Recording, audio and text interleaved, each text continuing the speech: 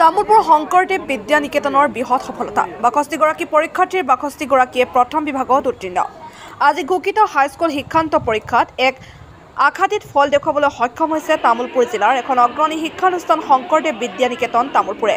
শিক্ষানুষ্ঠানখনৰ প্ৰধান আচাৰ্য জীৱন কলিতাই সংবাদ মাধ্যমক জনোৱা মতে এই বৰ্ষত নিকেতনখনৰ পৰা মুঠ ৬২গৰাকী পৰীক্ষাৰ্থী পৰীক্ষাত অৱতীৰ্ণ হৈছিল। ফলাফল অনুসৰি ৬২গৰাকী ছাত্ৰ ছাত্ৰীয়ে প্ৰথম বিভাগত উত্তীৰ্ণ হ'বলৈ সমৰ্থ হৈছে। এইসকল ছাত্ৰ ছাত্ৰী 10গৰাকীয়ে ডিষ্টিংশ্যন লাভ কৰাৰ বিপৰীতে ২৭গৰাকীয়ে লাভ কৰে ষ্টাৰ নম্বৰ।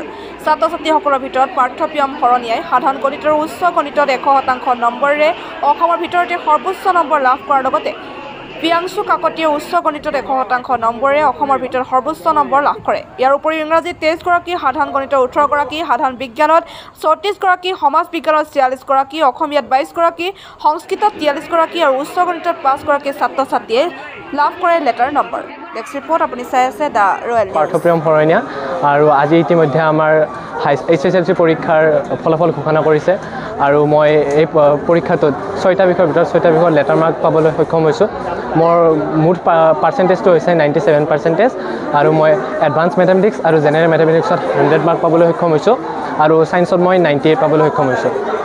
ফলাফললৈকে সুখী মানে এনে বাকীখিনি চব ঠিকেই আছে, কিন্তু অসমীয়া যিটো লিটাৰেচাৰ ছাবজেক্ট তাতে কিজানি আৰু অলপমান ভাল কৰিব মই পাৰিলোঁ হয়।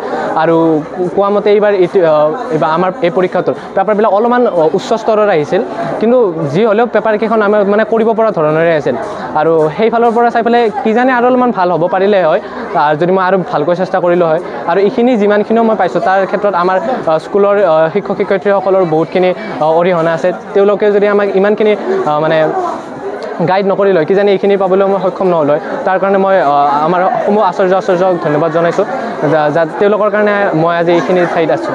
স্থানটো চৰকাৰে অলপ আগলৈকে কৈ আছিল যে এইবাৰ কোনো স্থান নহ'ব, কিন্তু হঠাতে তেওঁলোকে 5টা স্থান দি দিলে। যদি 10টামান স্থান থাকিল হয় আৰু যিহেতু এইবাৰ পেপাৰৰ ষ্টেণ্ডাৰ্ডটো অলপমান হাই হৈছে, কিজানি কাট অফটোৰ তলত অলপমান নামিলে ময়ো ষ্টেণ্ডৰ ঘৰত আহিব পাৰিলোঁ হয়। কিন্তু এইবাৰ কেৱল যে 5টা ষ্টেণ্ড দি থ'লে সেইটো কথা অলপমান মানে দুখিত হ'লোঁ আৰু, কাৰণ যদি দিবই খুজিছে ষ্টেণ্ডকেইটা গোটেইকেইটা দিব পাৰিলে হয় বা নিদিলে এটাও দিব নালাগিছিল, সেইটো ক্ষেত্ৰতে অলপমান দুখিত হৈ আছোঁ। মোৰ মুঠ নম্বৰ 600ৰ ভিতৰত 572 আহিছে আৰু মই এডভান্স মেথামেটিক্সত 100 মাৰ্কছ লাভ কৰিছোঁ আৰু 6খন বিষয়তে মই লেটাৰ মাৰ্ক পাবলৈ সক্ষম হৈছোঁ। মই ফলাফললৈকে সুখী হৈছোঁ, কিন্তু মোৰ মতে অসমীয়া আৰু ইংৰাজীত মোৰ অকণমান বেয়া হৈছে আৰু যদি মই মানে বেছিকৈ চেষ্টা কৰিলোঁ হয় তেনেহ'লে আৰু ভাল হ'ল হয়।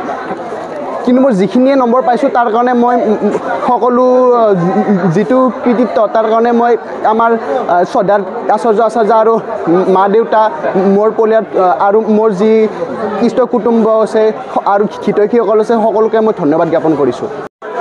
নমস্কাৰ, শংকৰদেৱ বিদ্যা নিকেতন তামুলপুৰৰ প্ৰধান আচাৰ্য মই শ্ৰী জীৱন কলিতাই। আমাৰ 2005 ইংৰাজী বৰ্ষৰ পৰা এই নিকেতনত হাইস্কুল শিক্ষান্ত পৰীক্ষাৰ ছাত্ৰ ছাত্ৰীসকলে অৱতীৰ্ণ হৈ সুখ্যাতিৰে উত্তীৰ্ণ হৈ আহিছে আৰু এই বৰ্ষতো আমাৰ মুঠ ৬২গৰাকী ছাত্ৰ ছাত্ৰীয়ে হাইস্কুল শিক্ষান্ত পৰীক্ষাত অৱতীৰ্ণ হৈছিল।